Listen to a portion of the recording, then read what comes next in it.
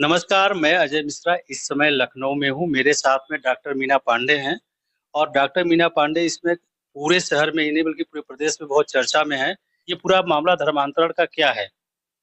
मेरी शादी तकरीबन 20 साल पहले हुई थी और मेरे हस्बैंड संजय पांडे उनका नाम है, मेरा नाम मीना पांडे है, डॉक्टर मीना पांडे। तो वो उनके बारे में मुझे पता नहीं था, वो पहले से ही धर्म परिवर्तन कर चुके थे, लेकिन नाम उन्होंने चेंज नहीं किया। उसी नाम से वो इसलिए नाम नहीं चेंज किया कि उसी नाम से वो काम करते रहे। नहीं, वो ब्राह्मण ही हैं, पूरा खानदान ब्राह्मण है। एक भाई उनका जो है वो कन्वर्ट हुआ है और ये कन्वर्ट हुए हैं जिसको ये हज पे भी जा चुके हैं, उम्रा भी कर चुके हैं, नमाज भी पढ़ते हैं और कुरान भी पढ़ा है इन्होंने। और ये इनका था कि मुझे पता नहीं चला, मुझे बाद में मालूम हुआ जब इन्होंने नमाज पढ़ते हुए देखा। तो ये नमाज पढ़ते हैं, बाकी खुद पढ़ते हैं लेकिन दूसरों को भी कराते हैं। इन्होंने कुछ साल बाद फिर घर पे ही कुछ लफ्जियात टाइप का ही, एक लड़की एक लड़का घर पे आते थे, उनकी शादी करवाना, उन्हें सपोर्ट करना, उनका धर्म बदलवाना, उनका माइंड वॉश करना, ये काम सिलसिला चलता रहा तकरीबन 15 से 20 सालों से।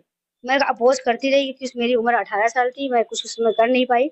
मैं सोचती रही और अभी तो 5 साल से मैं तकरीबन इसके बारे में मुझे मालूम हुआ तो मैंने कंप्लेंट की। मेरी सुनवाई कहीं नहीं मिलेगी क्योंकि उनका पावर है, उनके अधिकारी भी उनके साथ मिले हुए हैं, आईएएस ऑफिसर भी हैं इसमें, कई पीसीएस भी हैं और बहुत सारे लोग मिलकर मेरे खिलाफ इन्होंने एफआईआर कर दी है कमिश्नर ऑफिस में जाकर कि ये आप जो बातें बता रही हैं, आपकी शादी 20 साल पहले हुई थी, उस समय आपकी उम्र 18 साल महज थी और इनकी उम्र कितनी थी? आपके हस्बैंड की उम्र कितनी थी? 28 साल से 28 से 30 साल की हुई थी। यानी कि आपसे लगभग 10 साल ये बड़े रहे उस समय।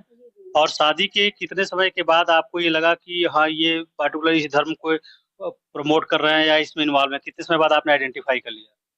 तकरीबन 2 साल बाद कि दूसरे को दे रहे हैं, खुद तो थे लेकिन खुद ये काम में इन्वॉल्व उस समय नहीं थे। ये खुद कन्वर्ट हुए हैं, फिर सीखा हुआ है। 2 साल के बाद इन्होंने काम शुरू किया, दूसरे को बदलना, कन्वर्ट करना 2 साल बाद शुरू किया हमने। तो ये क्या मतलब जब कन्वर्ट करने लगे आपको जानकारी हुई, उसमें आपने क्या एक्शन लिया? जब आपको पता चला था, आपके मायके वाले भी रहे होंगे, ससुराल में भी लोग रहे, उसमें क्या आपने उन लोगों से बताया, क्या साझा किया? मैंने मम्मी और अपने पापा को बताया, भाइयों को, एक संतोष भैया हमारे हैं उनको बताया। तो उन लोगों ने भी इनको समझाने की कोशिश की। इवन यहाँ ससुराल वालों ने भी बहुत समझाया, मेरे सास ससुर ने भी समझाया उनको, लेकिन वो उस बात को नहीं माने। बोले इसी से जन्नत जाना है, यही सब कुछ है। यहाँ तक कि मेरे घर वालों और मायके वालों को, मेरी मम्मी को भी इन्होंने कलमा पढ़ाया, उनको भी दावत दी। मम्मी मेरी इसके खिलाफ बयान दे सकती हैं और अभी हमारे साथ रहती थी कि अभी वो घर गई हुई है। और मेरे मायके ससुराल वाले को भी दिया, मेरी बहन को भी दिया दावत। उन्होंने दावत मतलब ये कि उन्होंने इस्लाम के बारे में समझाया सभी को। उनका यही काम है, वो सबको समझाना, माइंड वॉश करना और धर्म परिवर्तन करवाना लोगों का। आप आपके बच्चे कितने हैं? मेरे 2 बच्चे हैं। तो क्या बेटियों को भी वो मतलब धर्म परिवर्तन की तरफ ले जा रहे हैं? बच्चों को तो बचपन से वही उन्होंने सिखाया ही, लेकिन मैं अपनी तरफ उनको मोड़ती रही और वो अपनी तरफ मोड़ते रहे। लेकिन बच्चे का माइंड वैसा नहीं है जैसा इनका है, क्योंकि मैंने अपनी तरबियत दी, अपना संस्कार दिया है। बच्चे मेरी तरफ ही है। आपने आपको जब फैमिली से, परिवार से सहयोग नहीं मिला, तो आपने शासन प्रशासन की तरफ रुख किया या उनसे हेल्प मांगने की कोशिश की? उस समय मैं उतनी हिम्मत वाली भी नहीं थी और ना मैं कुछ करती थी, सेल्फ डिपेंडेंट थी। मैं इन पर आश्रित थी और बच्ची हमारी छोटी थी, तो मैं सिर्फ गिड़ाती रही और उनसे माँगती रही। हालाँकि काफ़ी फिज़िकल टॉर्चर, मेंटल टॉर्चर और नकाब और कुरान ज़बरदस्ती पढ़ाया गया। नकाब पहनने के लिए धमकियाँ दी गई, तलाक दे देंगे, तुम्हें छोड़ देंगे, तुम घर से निकल जाओ। इस तरह की कई प्रताड़ना मुझे मेरे साथ होती रही है, लेकिन मेरी उस समय हिम्मत नहीं हुई। जब मैं कुछ कुछ करने लगी उसके बाद से मैं लगातार प्रयास कर रही हूँ। 5 साल से। आपको जो फिजिकल प्रताड़ना, क्या मारना पीटना भी, जोर जी, जबरदस्ती करना था? जी, जी, बिल्कुल, तो मारना आपने पड़ा। जब प्रयास करना शुरू किया, एप्लीकेशन थाने पे दी होगी, वहां से क्या रिस्पांस मिला आपको? वहाँ पर मुझे कोई रिस्पॉन्स नहीं मिला क्योंकि मेरे पास ना वैसा पैसा है, ना सोर्स है। उनके पास सोर्स और पैसा दोनों है, जो उन्होंने लगाया और मेरे खिलाफ उन्होंने झूठी कंप्लेंट करी है प्रॉपर्टी को लेकर कि इन्होंने लोन लिया है, ऐसा किया है और फर्जी किया है, हॉस्पिटल गलत चला रही है, लीगल काम। मैं तरह-तरह के झूठे आरोप उन्होंने लगाए, बहुत सारे। यानी कि आपको शांत करने के लिए गलत जी, तरीके जी। कई आरोप लगा करके और अपने रसूख का इस्तेमाल करके आपकी ही के खिलाफ एफआईआर दर्ज जी, करा जी। दी। और उद्देश्य ये था कि जिससे आप बोले ना धर्मांतरण के खिलाफ। जी, जी, इसमें फिरोज़ खान भी है जिससे मैंने प्रॉपर्टी ली है, उससे भी मिलके उन्होंने मेरे खिलाफ, उससे भी कंप्लेंट कराया, खुद भी किया। और शुभम राज उपाध्याय है, इनका एक भांजा है, उससे भी कंप्लेंट कराया मेरे के। मतलब मेरे ऊपर पीछे इन्होंने 4-5 हर तरह से घेरा मुझे। बिना कोई जांच के एफआईआर दर्ज कर दी आपके खिलाफ में? जी, बिना जाँच किए उन्होंने एफआईआर दर्ज कर दी, ना मुझसे इन्फॉर्म किया गया, ना मुझे पूछा गया। मुझे पता ही नहीं चला कि मेरे खिलाफ एफआईआर दर्ज है। तो आपने तो पहले भी एप्लीकेशन के खिलाफ दिया था, ये एफआईआर तो अभी जुलाई में दर्ज हुई, इसके पहले जी, भी जी। आपने एप्लीकेशन दिया था थाने पे? जी, मैंने थाने पे एप्लीकेशन हसनगंज में दिया था, लेकिन कोई सुनवाई नहीं किया। मुझसे बातचीत करके मुझे भेज दिया गया कि मैं कार्रवाई करूँगा, लेकिन कोई कार्रवाई नहीं हुई। तो इसमें कितने लोग इन्वॉल्व हैं? मतलब ये जो पूरा सिस्टम चल रहा है धर्मांतरण का, हिंदू से मुस्लिम बनाया जा रहा है, ये कितने लोग इन्वॉल्व हैं? क्योंकि आप तो बहुत नज़दीक से चीज़ों को देख रही जी, हैं। जी, इसमें तो तकरीबन कई हज़ार लोग हैं इन्वॉल्व हैं।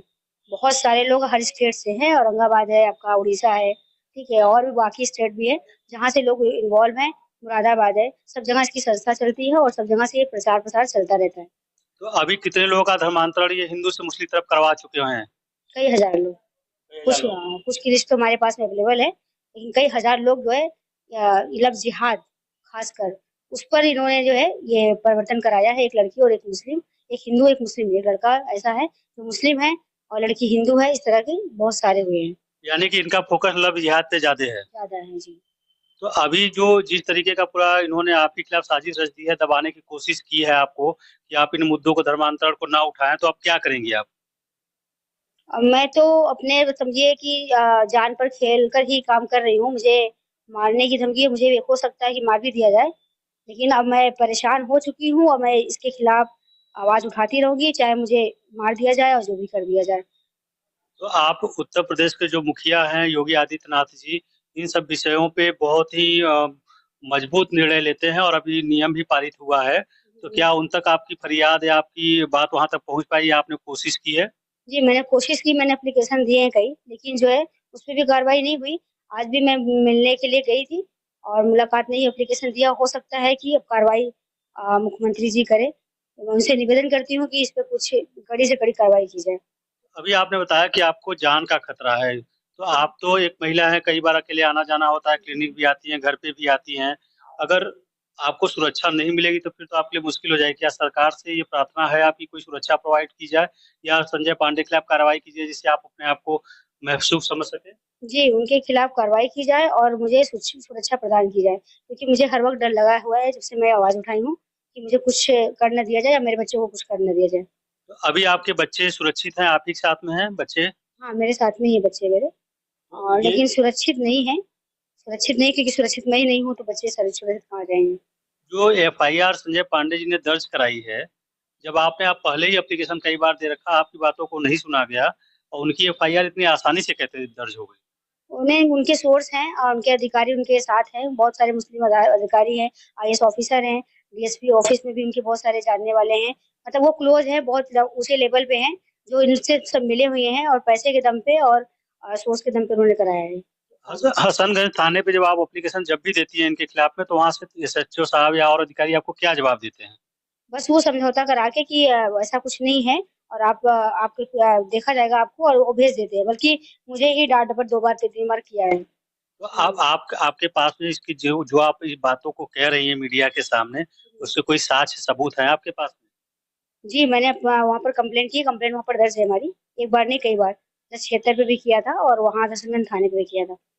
तो अभी अभी जब से ये एफआईआर दर्ज हुई उसके बाद पुलिस कोई पूछताछ करने आपके पास आई है या कुछ भी जानकारी लेने के लिए अभी तक? नहीं, नहीं, कोई नहीं आया। तो आपको पता कैसे चला कि आपके खिलाफ एफआईआर दर्ज हो गई है? एफआईआर मेरे में इन्होंने कुछ न्यूज़ चैनल वाले ने निकाला था, उसमें उससे पता चला कि मेरे खिलाफ एफआईआर हुई है। तो अभी आपकी सरकार से मुख्य रूप से 2 माँगे क्या हैं? आप सरकार से क्या माँग कर रही हैं?